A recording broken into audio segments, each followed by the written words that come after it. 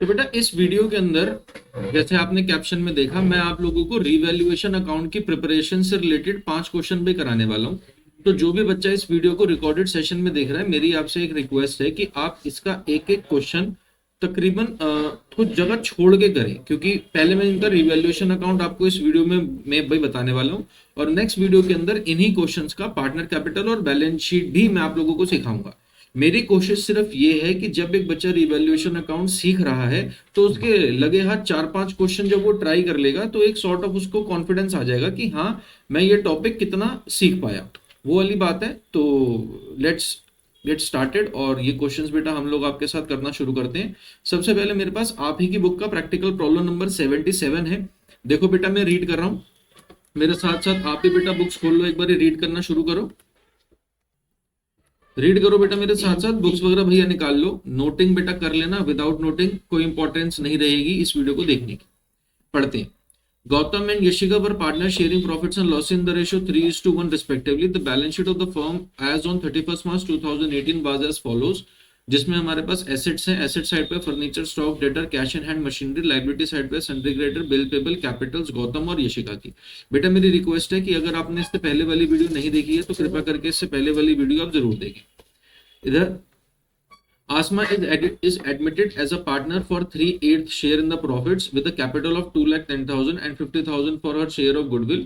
It was decided that new profit sharing ratio will be 3:2:3. बेटा इन adjustments का, इन points का हमारे लिए रिवैल्यूएशन बनाने में कोई भी यूज नहीं है, क्योंकि रिवैल्यूएशन अकाउंट के अंदर बेटा हम क्या बनाते हैं, अगर एसेट की वैल्यू बढ़ जाए या घट जाए या फिर लाइबिलिटी की वैल्यू बढ़ जाए या घट जाए, उससे होने वाले प्रॉफिट या लॉस को डील करने के लिए हम रिवैल्यूएशन अकाउंट बनाते हैं।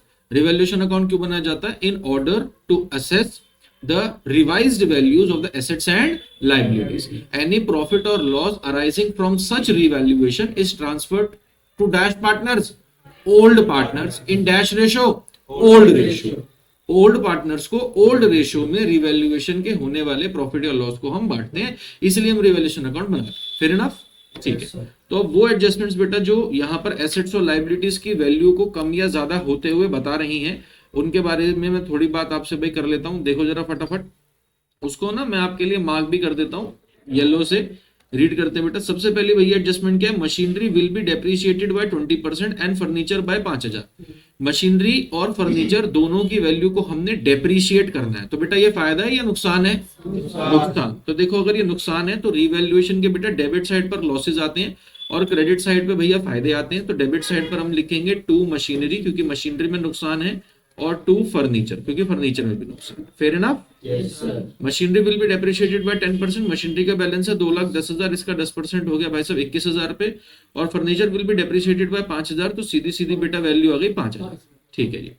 नेक्स्ट वो कहता है stock was revalued at 2,10,000। Stock की वैल्यू थी 140 को बेटा रिवैल्यू करना 2,10,000 पे, तो वैल्यू बढ़ रही है। अगर एसेट की वैल्यू बढ़ रही है, फायदा या नुकसान? फायदा। फायदा बेटा कौन सी साइड पर आता है? क्रेडिट साइड पर। तो यहां पे मैंने लिख दिया बाय स्टॉक कि जी हमारे पास फायदा हो गया 70,000 रुपयों का। नेक्स्ट चलते बेटा, हमारे पास आया provision for doubtful debt is to be created at the rate 10% of debtors. Debtors का 10% बेटा हमने भाई प्रोविजन बनाना है। डेटर है 80,000, इस पे 8,000 अगर प्रोविजन बनाना है, तो ये हमारे पास फायदा या नुकसान? नुकसान। तो ये डेबिट साइड पर भाई आएगा हमारे पास 2 प्रोविजन 8,000। बोलो हाँ या ना? ठीक है जी। नेक्स्ट हमारे पास भैया क्वेश्चन और कुछ भी एडजस्टमेंट्स जो हैं वो रिवैल्यूएशन से रिलेटेड नहीं है। लास्ट वाली बेटा आप जो ये एडजस्टमेंट पढ़ रहे हैं, ये क्या कहती है? The capitals of all the partners were to be in the new profit sharing ratio on the basis of any adjustment। बेटा ये adjustment of capital के बारे में कुछ कह रहा है, इसका फिलहाल रिवैल्यूएशन से कोई भी लिंक नहीं है। तो बस इसी के साथ ही बेटा मैं आपको इसकी बैलेंसिंग करके दिखाता हूँ। यहाँ पर हमारे पास 70,000 का प्रॉफिट है और हमारे पास लॉस हो गया है यहाँ पर 21 और 5 26 और 8 34। 70 में से बेटा जब हम 34 को माइनस करेंगे तो हमारे पास क्या आएगा? 36,000 का प्रॉफिट। 36,000 का प्रॉफिट। तो हम ऐसे लिखते हैं टू प्रॉफिट ट्रांसफर। ये ओल्ड पार्टनर्स को ओल्ड रेशियो में भैया प्रॉफिट डिस्ट्रीब्यूट किया जाता है। तो ये जाएगा गौतम और यशिका को 36,000 का profit will be distributed in the ratio 3:1, यानी कि 3/4 और 1/4। 3/4 और 1/4, ठीक है जी। तो इसका बेटा जब हम 3/4 निकालेंगे तो वो हमारे पास अमाउंट निकल कर आएगा 27,000, और यहां से जब मैं 36,000 का 1/4 निकालूंगा तो वो कितना निकल कर आएगा 9,000। तो यहां पर हमने लिखा भाई सर 27,000 और 9,000, टोटल हमारे पास कितना हो गया 36,000। This is how revaluation account was to be prepared for practical problem number 77। बेटा जिन भी बच्चों को मेरी बताई हुई बात क्लियर नहीं थी, मैं उनके लिए एक बार फिर रिपीट कर देता हूं। आप प्रैक्टिकल प्रॉब्लम नंबर 77 के सॉल्यूशन के नीचे रिवैल्यूएशन बना लेने के बाद कुछ जगह छोड़ दीजिएगा, क्योंकि मैं इसी के नीचे नेक्स्ट वीडियो के अंदर पार्टनर कैपिटल और बैलेंस शीट भी बनवाऊंगा। मेरी अभी की कोशिश ये है कि रिवैल्यूएशन के 4-5 क्वेश्चन लगातार करने से पहले रिवैल्यूएशन कैसे बनाते हैं वो बच्चों को समझ आ जाए, फिर हम नेक्स्ट स्टेप यानी कि पार्टनर कैपिटल और बैलेंस शीट के ऊपर आए, ठीक है। इसी के साथ बेटा इस क्वेश्चन का हमने रिवैल्यूएशन अकाउंट डील कर लिया है। अब चलते हैं आगे। प्रैक्टिकल प्रॉब्लम 78 मेरे बच्चों मेरे साथ फटाफट रीड करो। X and Y are partner sharing profits in the ratio 2:1। Old ratio भैया हमें मेंशन्ड है। एसेट साइड पर हमारे पास कोई भी एक्स्ट्रा ऑर्डिनरी आइटम नहीं है। हमारे पास है cash, sundry debtor, stock, investment, printer, fixed asset, और लाइबिलिटीज में हमारे पास है सन्ड्री क्रेडिटर। एक एक्स्ट्रा ऑर्डिनरी आइटम है जनरल रिजर्व, मगर रिवैल्यूएशन में इसका कोई भी यूज नहीं होता। नेक्स्ट चलते हैं बेटा, रिवैल्यूएशन से डील होने वाली एंट्रीज को अगेन लास्ट क्वेश्चन की तरह मैं थोड़ा येलोइश में मार्क भाई कर देता हूं आपके लिए। रीड करते हैं। क्वेश्चन क्या कहता है, they admit Z into partnership on 1 September 2023 on the following terms. Z पैसे लाएगा 40,000 as capital and is given 1/4 share in the profits. Z brings goodwill half of which is withdrawn by old partner. Investments are valued at. ये देखो, ये asset से related बात हुई है कुछ। अब एसेट्स की वैल्यू अगर कुछ नई वैल्यू है तो या तो पहले से कम होगी या पहले से ज्यादा होगी। अगर पहले से कम या ज्यादा है तो ये एंट्री कहां जाएगी, रीवैल्यूएशन में जाएगी। Investments are valued at 10,000। और क्वेश्चन कहता है printer is to be reduce यानी कि depreciated by 20%, fixed assets by 10%, unrecorded stock है हमारे पास। ये बेटा 3 एडजस्टमेंट्स हैं जो कि रिवैल्यूएशन से डील कर रही हैं। तो आओ इनको हम डील कर लेते हैं। सबसे पहले एक भाई इन्वेस्टमेंट्स आर वैल्यूड एट 10,000। बेटा इन्वेस्टमेंट्स की हमें पहले से बुक के अंदर कितनी वैल्यू गिवन है 8,000। अब वो वैल्यू कितनी हो गई 10,000। फायदा या नुकसान, फायदा। फायदा तो भैया रिवैल्यूएशन के डेबिट या क्रेडिट, क्रेडिट। तो क्रेडिट पे मैंने लिखा बाय इन्वेस्टमेंट 2,000। किसी को कोई डाउट?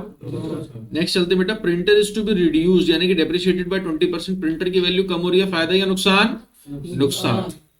तो भैया यहां मैंने लिखा टू प्रिंटर। बेटा बाय क्यों आएगा, नुकसान है तो डेबिट पे।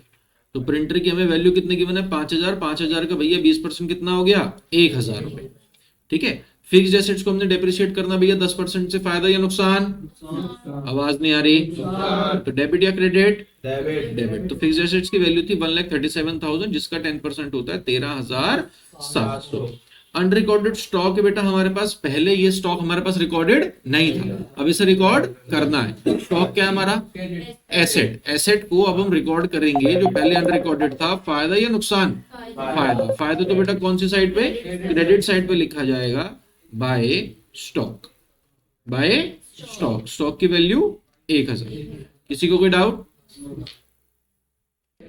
तो बेटा इतना रिवैल्यूएशन अकाउंट बना लेने के बाद कोई भी एडजस्टमेंट जब हमारे पास नहीं बची तो हमारे पास क्या बची है, बैलेंसिंग। क्या बची, बैलेंसिंग। डेबिट साइड ज्यादा आ रहा है, बोलो हाँ या ना। तो बेटा हमें प्रॉफिट होगा या लॉस होगा, जब डेबिट ज्यादा आ रहा है तो हमें क्या होगा, लॉस। इस साइड का बेटा टोटल आ रहा है 14,700, तो इस साइड का भी हमें टोटल लाना होगा 14,700। यहाँ पे हम 3,000 माइनस कर देंगे तो हमारे पास क्या बचेगा 11,700। तो हम इसको ऐसे लिख देते हैं बाय लॉस ट्रांसफर्ड 11,700। और 11,700 को बेटा ओल्ड पार्टनर्स ओल्ड रेशियो में बांटा जाएगा, बोलो हाँ या ना। तो ओल्ड पार्टनर्स के भैया हमें रेशियो गिवन है 2:1। तो भैया 11,700 मल्टीप्लाई बाय 2/3 और अगेन 11,700 मल्टीप्लाई बाय 1/3। पहले कितना आ रहा है 7800 और 390। वेरी गुड, 7,800 और 3,900। बेटा इस तरीके से ये रिवैल्यूएशन अकाउंट हमने बनाना था एक्स और वाई का 7,800 और 3,900, ठीक है जी। बेटा कुछ जगह छोड़ दीजिएगा ताकि हम पार्टनर कैपिटल बैलेंस शीट कर सकें। चलिए जी आगे चलते हैं। नेक्स्ट क्वेश्चन बेटा हमारे पास प्रैक्टिकल प्रॉब्लम नंबर 79 है। आओ बेटा मेरे साथ रीड करो जरा फटाफट क्वेश्चन। कल्पना इन करने का पर partners in a firm sharing. ओहो, क्वेश्चन ये थोड़ा सा मेरे को लग रहा है गलत यहाँ पर हमारे पास आ गया, ऊपर की डिटेल में रीड नहीं कर पा रहा हूँ।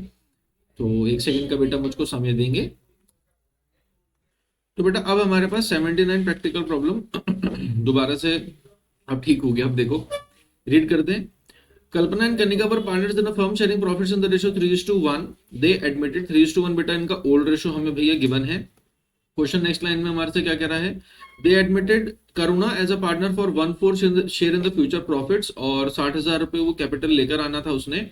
और बैलेंस शीट में हमें गिवन है land and building plant and machinery stock debtor less provision investments cash liability पे कैपिटल कल्पना कनिका और जनरल रिजर्व। जनरल रिजर्व बेटा एक एक्स्ट्रा ऑर्डिनरी आइटम इस पूरी बैलेंस शीट में हमें भाई गिवन है, कोई और एक्स्ट्रा ऑर्डिनरी आइटम गिवन नहीं है। मगर रिवैल्यूएशन अकाउंट की भाई प्रिपरेशन में इस एक्स्ट्रा ऑर्डिनरी आइटम का हमें कुछ लेना देना खास नहीं है। पढ़ते हैं। The other terms agreed upon were goodwill की वैल्यू गिवन है। अच्छा, लैंड एंड बिल्डिंग, जैसे ही किसी एसेट के बारे में बात गिवन है तो आप समझ सकते हैं कि ये रिवैल्यूएशन से डील कर रहा है। ठीक है भाई साहब, रिवैल्यूएशन से डील कर रहा है तो मैं इसको मार्क कर देता हूँ। रीड करते हैं। Land and building were valued at 65,000, plant and machinery were valued at 60,000, provision for doubtful debt was found in excess by 400, liability of 1200 included in sundry creditor was not payable. ये बेटा कुछ entries हैं 3-4 जो revaluation से deal कर रही हैं, तो आप इसको डील करना शुरू करते हैं। सबसे पहले बी पार्ट को पढ़े। Land and building were valued at 65,000। जिस चीज की वैल्यू 40,000 बैलेंस शीट में गिवन है, आज हम उसकी वैल्यू कितनी लगा रहे हैं, 65,000। वैल्यू बढ़ गई कम हो गई, बढ़ गई कम हो गई, बढ़ गई। तो जब बेटा लैंड एंड बिल्डिंग की वैल्यू बढ़ जाएगी तो फायदा या नुकसान, फायदा। कौन सी साइड पर, क्रेडिट साइड पर। हमने ऐसे लिखा बाय लैंड एंड बिल्डिंग, कितनी वैल्यू 25,000। ठीक है जी, नेक्स्ट चलते हैं। Plant and machinery at 60,000। Plant and machinery की बेटा पहले वैल्यू कितनी थी 70, अब कितनी है 60। फायदा नुकसान, नुकसान। तो बेटा मैंने ऐसे लिख लिया टू प्लांट एंड मशीनरी कितने 10,000। नेक्स्ट चलते हैं। Provision for doubtful debt was found in excess by 400। हमें पता पड़ा प्रोविजन 400 रुपए से एक्सेस है, प्रोविजन 400 रुपए से एक्सेस है, तो बेटा इसे बढ़ाना है कम करना है, कम करना है। प्रोविजन बनाना एक तरीके का भार होता है, एक तरीके का नुकसान हो जाता है। अगर प्रोविजन को कम करना तो ये क्या हो गया, फायदा हो गया। क्या हो गया, फायदा। तो हम ऐसे लिखेंगे भाई साहब, बाय प्रोविजन कितने से हमने कम करना है 400 रुपए से। किसी को कोई doubt?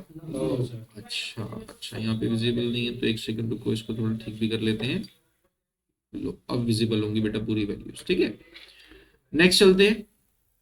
A liability of 1200 included in sundry creditor was not payable। 1200 रुपए की बेटा हमारे पास लाइबिलिटी थी जो पेबल नहीं है। अगर क्रेडिटर्स को अब हमने पैसे नहीं देने, फायदा या नुकसान, फायदा। बेटा ये इंग्लिश समझ आ रही है ना, 1200 rupees included in the sundry creditors was not payable, अब वो पेबल नहीं है तो हमारा फायदा या नुकसान, फायदा। फायदा तो डेबिट या क्रेडिट, क्रेडिट पे। तो क्या लिखेंगे, बाय सन्ड्री क्रेडिटर्स कितनी वैल्यू 1200। यही बात है, यस सर, बोलो हाँ या ना। यस सर, चलूं आगे, यस। ठीक है जी, आगे चलते हैं। अब बेटा हमारे पास इसके अलावा कोई भी एंट्री नहीं है तो अब क्या करेंगे, बैलेंसिंग। बैलेंसिंग 25 और ये आ गया 26,600।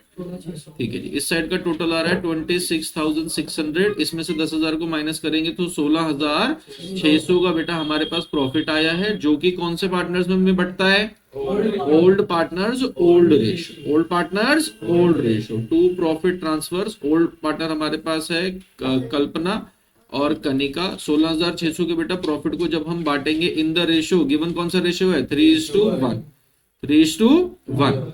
तो देखिए भाई साहब हमारे पास क्या वैल्यू जाएगी, 16,600 मल्टीप्लाई बाय 3 डिवाइडेड बाय 4। ऐसे ही 16,600 मल्टीप्लाई बाय 1/4। क्या वैल्यू आ रही है 12,450 और 4,100, 4,100।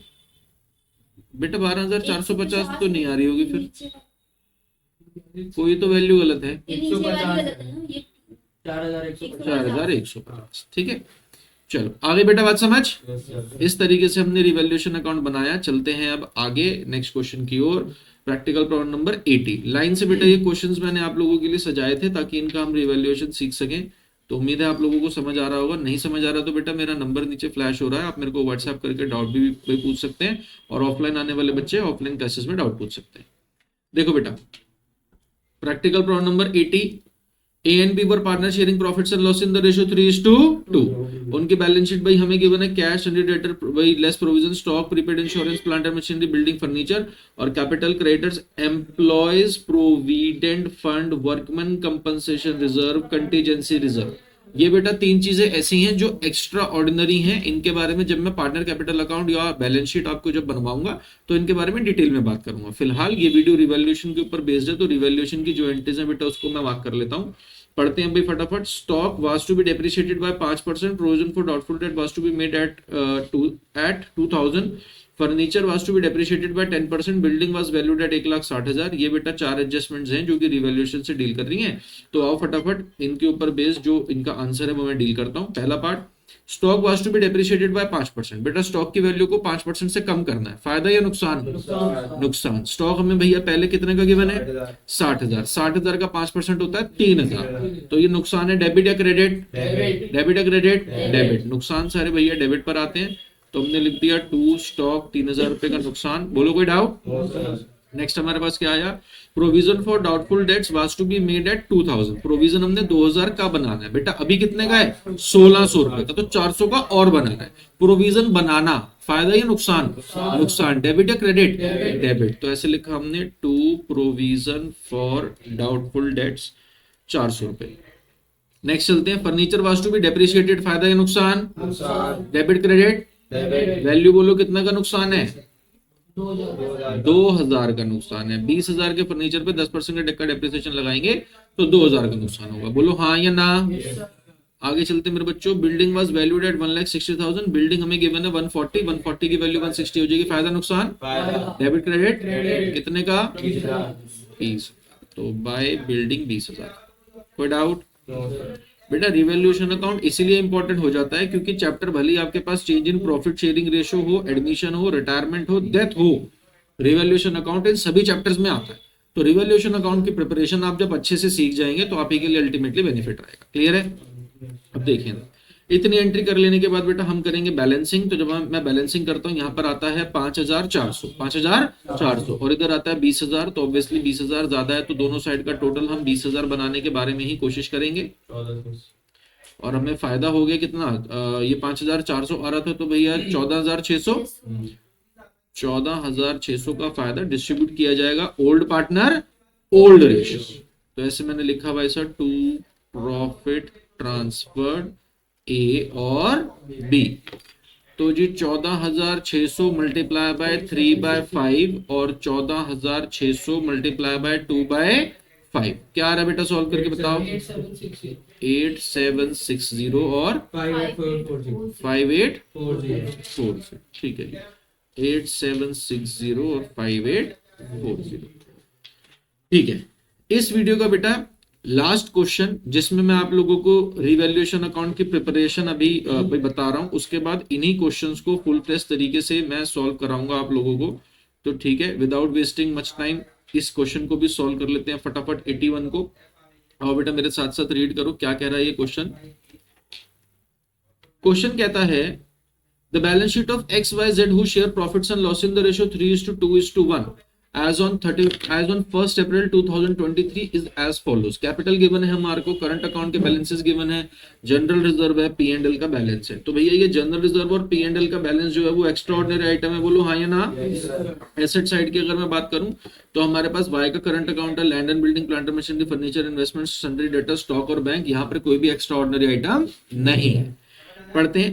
On the above date, W is admitted as a partner on the following terms। क्या टर्म्स है भाई सर? W 50,000 कैपिटल के लाएगा, 1/6 शेयर इन द प्रॉफिट के लिए देना है, he will bring necessary amount premium for goodwill। ये सारी बातें हमारे को फिलहाल इंपैक्ट नहीं करती हैं रिवैल्यूएशन भाई बनाते हुए। रिवैल्यूएशन में वही एंट्रीज जाती हैं जिसकी वजह से एसेट की वैल्यू बढ़ जाए या घट जाए, या फिर लाइबिलिटी की वैल्यू बढ़ जाए या फिर घट जाए। तो आगे चलते हैं भैया। A liability of 7,004 will be created. ये पढ़ो, a liability of 7,004 will be created against bill receivable discounted earlier from the bank but now dishonoured. इसको मैं भी समझाता हूँ, इसको मैं मार्क भी कर देता हूँ येलो से। ठीक है जी, ये एंट्री है जो रिवैल्यूएशन से कुछ डील कर सकती है। इसको समझ के देखेंगे क्या है इसके अंदर। और वो कहता है the value of stock furniture investments is reduced by 20% whereas the value of land and building and plant and machinery will be appreciated by 20%, 10% respectively. एक ये वाली एंट्री है। ये बेटा दो एंट्रीज हैं जो रिवैल्यूएशन से डील कर सकती हैं। ठीक है, तो मैं एक काम करता हूं, मैं आप लोगों को पहले ई पार्ट भैया सॉल्व कराता हूँ, फिर डी पार्ट सॉल्व कराता हूँ, क्योंकि डी पार्ट थोड़ा सा किसी बच्चे को टफ लग सकता है। तो पहले हम आसान चीज डील कर लेते हैं, ई पार्ट पढ़ें। The value of stock furniture investment is reduce by 20%। बेटा स्टॉक हो या फर्नीचर हो या इन्वेस्टमेंट हो, ये तीनों चीजें क्या है हमारे एसेट। एसेट की वैल्यू अगर कम हो रही है, फायदा या नुकसान? नुकसान। तो भैया डेबिट साइड पे मैंने लिखा टू स्टॉक, टू फर्नीचर और टू इन्वेस्टमेंट्स। अब बस इनकी रेलेवेंट वैल्यूज का मुझे 20% चाहिए। बताओ स्टॉक कितने का है? स्टॉक है भाई साहब 1,37,000। तो बेटा जब आप 1,37,000 का 20% निकालते हैं, क्या आया बताओ? 27,400। 27,400। फर्नीचर हमें गिवन है मेरे बच्चों 80,000 का, इसका 20% निकालते हैं तो 16,000। इन्वेस्टमेंट्स हमें गिवन है 36,500, हाँ या ना? इसका बेटा जब आप 20% निकालते हो तो क्या आ रहा है? 7,300। तो बेटा ये तो हो गया वैल्यू कम करना। अब आगे चलते हैं, कॉमा के बाद whereas the value of land and building and plant and machinery will be appreciated. ये बढ़ानी है, फायदा या नुकसान? फायदा। फायदा तो डेबिट या क्रेडिट? क्रेडिट। तो ठीक है भाई साहब, मैं ऐसे लिख लेता हूं, बाय में हमारे पास हमने वैल्यू बढ़ानी है लैंड एंड बिल्डिंग की, और बाय में हमने भैया वैल्यू बढ़ानी है प्लांट एंड मशीनरी की। तो लैंड एंड बिल्डिंग की वैल्यू पहले थी 1,75,000, it is to be increased by 20%। तो 1,75,000 का 20% कितना आ रहा है? 35,000। और प्लांट एंड मशीनरी, ध्यान दे प्लांट एंड मशीनरी के लिए रेट कितना है? 10%। तो भैया प्लांट एंड मशीनरी मेरे पास पहले कितना था? 67,500। इसका 10% कितना हुआ? 6,750। अब मेरे बच्चों, मेरे को आपको इस क्वेश्चन के अंदर ये जो एडजस्टमेंट है, पॉइंट नंबर डी, ये एक्सप्लेन करनी है। और ये जो एडजस्टमेंट है ना, ये एक चैप्टर हमारे पास होता था क्लास 11th में, bills of exchange. Bills of exchange. दिक्कत परेशानी वाली बात ये है कि बिल्स ऑफ एक्सचेंज चैप्टर वैसे तो शायद 11th क्लास के कोर्स में से आपको पढ़ाया गया या नहीं गया? नहीं पढ़ाया गया। मगर अब उसका क्वेश्चन अगर आपके सामने आ रहा है तो बेटा आप चाहे हंस के सीखें या रो के सीखें, बट आपको थोड़ा ये सीखना तो अब पड़ेगा। भले ये पहले आपके कोर्स में नहीं था, मगर अब ये आपके कोर्स में है, तो इसको हम थोड़ा रेलेवेंट इंपॉर्टेंस देके समझने की कोशिश करते हैं कि बेटा ये क्या है। तो आओ जरा इधर देखो बेटा, ये लिखा क्या है। मैंने एक अलग से इसको इंपॉर्टेंस देने की कोशिश करी है। आप जरा इधर देखें क्या लिखी है बेटा, ये बातचीत पढ़ें जरा मेरे साथ साथ और उस समझने की कोशिश करें। देखें क्वेश्चन कहता है हमारे को, point number D, a liability of 7,004 will be created against bills receivable discounted earlier from another bank but now dishonored। कुछ बच्चों को ना पता नहीं होता बिल्स रिसीवेबल क्या है और डिस्काउंटेड फ्रॉम बैंक का मतलब क्या है। तो बेटा वन सेट फॉर ऑल मैं आपको एक्सप्लेन करने की कोशिश करता हूं। जरा इधर देखें, मान लो बेटा ए और बी के बीच में क्रेडिट सेल ऑफ गुड्स हुआ, क्रेडिट सेल ऑफ गुड्स। तो बेटा जब कभी भी क्रेडिट की बात आती है, क्रेडिट पे सामान तभी बेचा जा सकता है जब विश्वास हो। क्या हो? विश्वास। मगर विश्वास भी बेटा एक लिमिट तक ही होता है। आप किसी के ऊपर विश्वास कर लोगे 5, 7, 8, 10, 15, 20 हजार का, अगर मान लीजिए अमाउंट ज्यादा वही इन्वॉल्व हो, तो आप थोड़ा सा तो सिक्योरिटी चाहते हो ना। अब अगर कोई मेरे से आके कहे सर आप मेरे को 2 लाख रुपए दे दो, तो मैं कहूंगा ठीक है भाई, एक काम कर, चेक तो एक रखवा जा, विश्वास तो चलो ठीक है, बट हाँ एक चेक होता है तो थोड़ा सा अच्छा सा लगता है, हाँ थोड़ी सेंस ऑफ सिक्योरिटी भाई होती है। तो ऐसे ही एक डॉक्यूमेंट होता है एक्सचेंज के लिए, गुड्स एंड सर्विसेज बेचने खरीदने में यूज होता है, जिसको क्या बोलते हैं? Bills of exchange. क्या बोलते हैं? Bills of exchange. वो डॉक्यूमेंट बेटा अगर ए सेलर है और बी बायर है, तो सेलर के लिए वही डॉक्यूमेंट हो जाता है बी आर, और बायर के लिए वही डॉक्यूमेंट हो जाता है बी पी। कहने का मतलब सेलर को उस डॉक्यूमेंट के अगेंस्ट पैसे मिलेंगे, इसलिए इसको हम बोलते हैं बिल्स रिसीवेबल, और बायर ने उसी डॉक्यूमेंट्स के अगेंस्ट पैसे देने हैं, तो इसे क्या बोलते हैं? Bills payable. मान लो बेटा 20,000 रुपए की क्रेडिट सेल ऑफ गुड्स हुई थी, बोलो हाँ या ना? कोई डाउट है? अब अगर ये 20,000 रुपए की बेटा क्रेडिट सेल ऑफ गुड्स हुई है, तो ये जो डॉक्यूमेंट आज प्रिपेयर हुआ है जिसपे साफ साफ लिखा गया है कि बी ए को पैसे देगा आफ्टर 1 मंथ, 2 मंथ, 3 मंथ, जितना भी उसने क्रेडिट पीरियड मांगा होगा, बी ए को पैसे दे देगा। मुझे बताओ ये डॉक्यूमेंट किसके पास रखवाया जाए, ए के पास या बी के पास? ए के पास ऑब्वियसली समझदार को भैया इशारा काफी। अगर बी ने पैसे देने और बी के पास ही हम डॉक्यूमेंट छोड़ देंगे, बी क्या करेगा, डॉक्यूमेंट को फाड़ देगा। बी क्या कहेगा, ना रहेगी बांस ना बजेगी बांसुरी, है ना भैया, ना रहेगा बांस ना बजेगी बांसुरी, खत्म कहानी, अब मैंने किसी के पैसे देने ही नहीं। तो इस सिचुएशन को अवॉइड करने के लिए हमने ये डॉक्यूमेंट बी ए के पास रख दिया। बोलो हाँ या ना। हम इस डॉक्यूमेंट को ए का क्या बोले, एसेट या लाइबिलिटी, एसेट। क्या बोलते हैं, एसेट। कि भाई साहब ये आपका एसेट है, आप इसको अपने एसेट मानो। ए क्या कहता है, ए कहता है नहीं ये मेरा एसेट। ये कहता है किस बात का एसेट, 3 महीने का उधार मांग के चला गया बी, 3 महीने से पहले तो मैं इसके अगेंस्ट पैसे ले नहीं सकता। एसेट को भाई क्या चीज होती है, which is readily convertible into cash, जिसको आज निकल कल नहीं परसों मैं अपनी मन मर्जी कम से कम कैश में कन्वर्ट तो भाई कर सकूं। बोलो हाँ या ना। कोई डाउट। हमने ए को समझाया कि ए ये तेरा एसेट ही है, तू भाई परेशान मत हो। कैसे, ये 20,000 रुपए का बिल है, ए जा सकता है बैंक के पास और बैंक को जाके श्योरिटी दिला सकता है कि बैंक जी बी मुझे 3 महीने बाद पैसे दे देगा, 3 महीने बाद पैसे दे देगा, आप फिलहाल मुझे पैसे दे दो। तो बैंक कहता है ठीक है, आपको जल्दी पैसे चाहिए 3 महीने, तो 20,000 रुपए मुझे मिलेंगे बी से। बोलो यस और नो। कब मिलेंगे, आफ्टर 3 मंथ्स, आफ्टर 3 मंथ्स। तो मैं अगर जल्दी पैसे दे रहा हूं तो मेरा क्या फायदा होगा, तो बैंक यहां पे पेमेंट देगा बेटा, मान लो 19,000, कितने, 19,000। तो 1,000 रुपया जो है इसको हम बोलेंगे डिस्काउंटिंग चार्जेस। क्या बोलेंगे, डिस्काउंटिंग चार्जेस। तो बेटा एक ही हो सकता है कोई ऐसी आवश्यकता आन पड़ी हो ए को कि वो अपने पैसे बिजनेस में 19,000 रुपए लगा के कुछ खा कमा ले, उसको बढ़ा लेगा, है ना, 19 भाई लगा के उसको 25 कर लेगा शायद 3 महीने में, तो इसलिए वो इस बात के लिए एग्री हो गया। बी भी एग्री है क्योंकि बी को जल्दी पैसे नहीं देने, पहले देने थे ए को, आज देने हैं बैंक, पहले भी देने थे 20, आज भी देने हैं 20, और बैंक भी तैयार है क्योंकि उसके जेब से गए हैं 19 और आएंगे 20। तो इस सिचुएशन के अंदर सारे खुश हो गए। बोलो हाँ या ना। कोई डाउट। मुझे बताओ बैंक के पास कौन गया था, ए या बी, ए या बी, ए।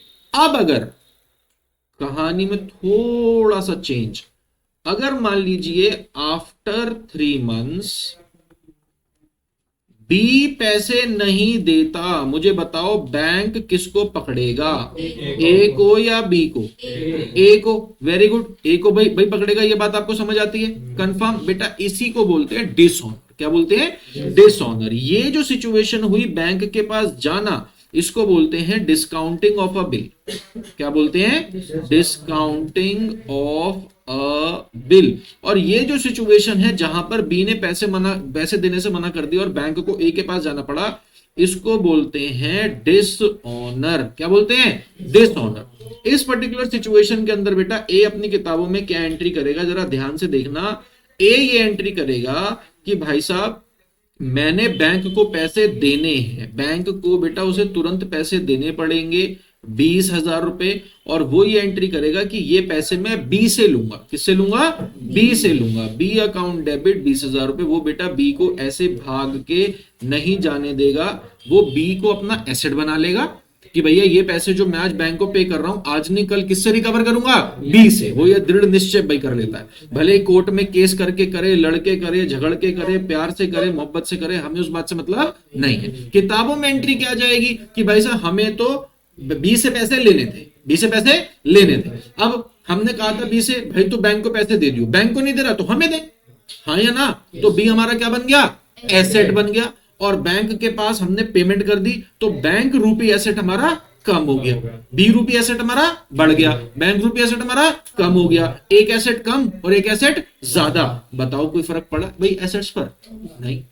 तो जब एसेट पे फर्क ही नहीं है इस एंट्री का, अगर हमने कोई बिल डिस्काउंट कराया और उस बिल को बैंक से डिस्काउंट कराने के बाद बी ने पेमेंट से मना कर दिया, तो हमारा नो प्रॉफिट नो लॉस है टोटल ऑफ एसेट्स में, क्योंकि हमने बी को पैसे दे दिए 20, हमने बैंक को पैसे दे दिए 20,000, ये हमारी जेब से थोड़ी गए हैं। आज नहीं कल हम ये पैसा किससे रिकवर करने के बारे में सोचते हैं, बी से। तो हमने अपनी किताबों में एंट्री करी, फिलहाल तो बी को पैसे, तो फिलहाल तो बैंक को पैसे देने की दिक्कत नहीं, रिकवर किससे करेंगे, बी से। तो बी रूपी एसेट बढ़ गया, बैंक रूपी एसेट कम हो गया, एसेट्स में कोई चेंज टोटलिटी में नहीं है। इसलिए बेटा ये एंट्री अगर आप यहां पे रिवैल्यूएशन अकाउंट में नहीं भी लिखते हैं तो भी आपका आंसर टैली हो जाएगा।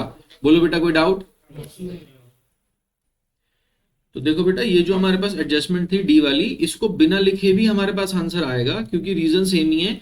एक बारी एसेट बढ़ा क्योंकि हमने बी से पैसे लेने हैं, और एक बारी एसेट कम हुआ क्योंकि हमने बैंक को पैसे देने हैं। तो एसेट में प्लस भी हुआ, एसेट में माइनस भी हुआ, ओवरऑल एसेट्स में कोई भी चेंज नहीं है, इसलिए ये एसेट, ये एंट्री रिवैल्यूएशन में नहीं जाएगी। ठीक है जी, बताओ बेटा, डेबिट साइड का टोटल कितना आ रहा है? मेरे ख्याल से हमें लॉस हुआ है, हाँ या ना? Yes, sir. डेबिट साइड का टोटल बताओ। 50700। ठीक है जी, इधर भी 50700 बनाने के लिए हमारे पास लॉस आया Yes, sir. By loss transfer. कितना लॉस आ रहा है बताओ? 8955. 8950। और 8950 को हम डिस्ट्रीब्यूट करेंगे इन द रेशियो 3:2:1। ठीक है जी, तो